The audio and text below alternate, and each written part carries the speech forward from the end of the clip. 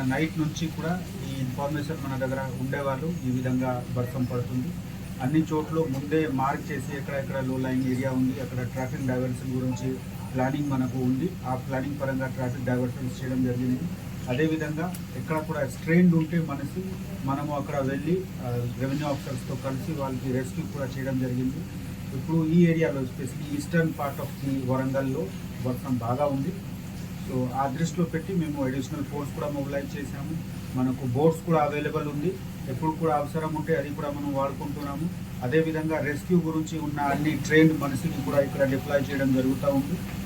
ఇప్పటి వరకు ఎక్కడ కూడా ఒక loss of human life or property ఏం మేజర్ కంప్లైంట్ లేదు. కానీ ఉన్న పరిస్థితి చూసి మనము అందరూ అప్రమత్తంగా ఉన్నాము.